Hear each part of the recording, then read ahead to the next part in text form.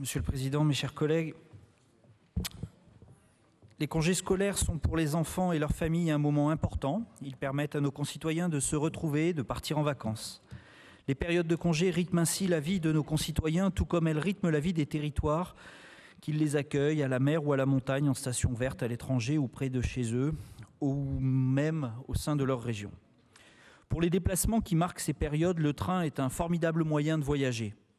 Économique, pratique, très intéressant d'un point de vue environnemental, bien sûr, et sans oublier que pour bon nombre de nos concitoyens, il est le seul moyen de partir en congé.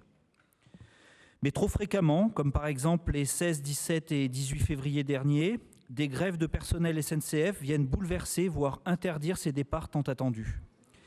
Ces grèves qui impactent les Français dans des moments clés de leur vie, avec des répercussions graves, y compris financières et en particulier sur nos compatriotes les moins aisés.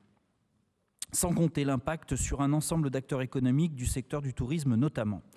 Ces grèves se traduisent d'ailleurs par une dégradation de l'image du train et de la SNCF auprès de nos concitoyens et c'est vraiment regrettable au regard de l'engagement de l'entreprise et des cheminots pour le service public.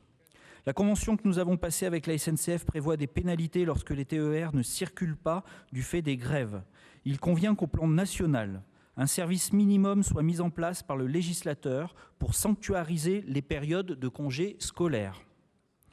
L'Italie l'a fait en instaurant en 1990 des dates précises pendant lesquelles les transports doivent être assurés.